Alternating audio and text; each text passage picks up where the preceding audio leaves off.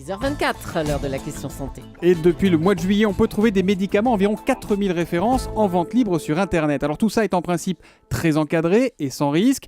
Ça, c'est pour le principe. Mais la réalité, c'est que sur Internet, la mauvaise herbe pousse très vite et qu'à côté des sites légaux, des sites illégaux et dangereux pullulent. Il y en avait 40 début août, on en est déjà à plus d'une centaine, Jean-François Lemoine. Et probablement le double dans quelques jours. Cette libéralisation avait pour but de répondre à l'explosion des marchés parallèles et des contrefaçons.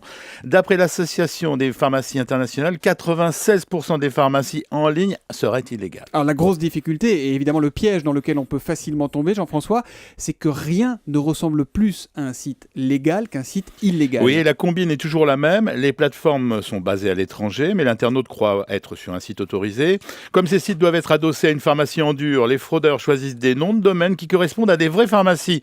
Elles avaient ouvert un site internet il y a plusieurs années pour présenter leur pharmacie, puis l'avaient abandonné. Le nom retombe dans le domaine public. C'est une technique qu'on appelle le cybersquatting. Et justement, le Conseil de l'Ordre des pharmaciens s'est dit qu'il était urgent de réagir, d'essayer de mettre de l'ordre dans tout ça. Cette réaction, elle prend quelle forme ? Eh bien, en mettant gratuitement à la disposition des e-officines un nom de domaine, pharma-france.fr. C'est une sorte de label pour lutter contre la fraude et permettre d'identifier clairement les sites internet frauduleux. Et ce qui est sûr, c'est que ces sites frauduleux, ils ont bien compris une chose, il y a là pour eux des fortunes à gagner. Oui, surtout quand on vend du sucre et de l'eau à la place des produits sophistiqués. Vous caricaturez là ou on est aussi sûr que ça Pas du tout, pas du tout. C'est quoi ? C'est de la contrebande, des médicaments tombés du camion par exemple, ou de la contrefaçon qui est vendue sur ces sites ? Plus de la moitié des médicaments illégaux sont des faux produits et il faut s'estimer heureux quand il ne s'agit pas de produits dangereux. Sucre et eau, ça va, car non seulement on ne suit pas le bon traitement, mais en plus ils ont des effets inattendus. Cela dit, quand on réfléchit un tout petit peu, quel est l'intérêt aujourd'hui d'aller acheter ces médicaments sur Internet ? C'est des médicaments qui sont remboursés de toute façon, Non, là, le marché officiel sur Internet concerne que des médicaments, pour le moment, sans ordonnance, donc non remboursés.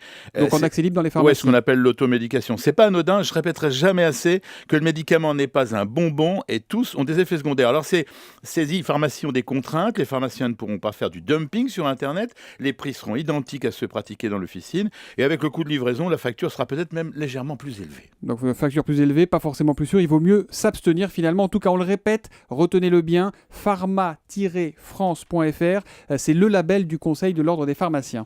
Une question d'Anne-Marie près de Rennes. En dehors d'Internet, est-ce qu'il y a un marché parallèle du médicament ? Bien, les faux médicaments représentent 25% des marchandises de contrefaçon bloquées aux frontières de l'Union européenne, avec 27 millions de boîtes interceptées de médicaments et le produit qui est le plus appréhendé aux frontières. En France, 427 000 médicaments de contrebande ont été saisis dans le cadre d'une récente opération des douanes. Et ces médicaments ne sont pas des produits simples, Thomas, puisqu'il y a des anticancéreux très sophistiqués qui sont en vente pour exploiter un peu plus. 25% de contrefaçon, c'est 1 sur 4. Ben oui. C'est énorme. C'est énorme, mais vous savez, sur Internet, on trouve de tout, y compris des mauvais médicaments, y compris des produits dangereux. Et y compris n'importe quoi. Jean-François Lemoine, la chronique santé, c'est tous les matins à 6h25 sur Europe 1.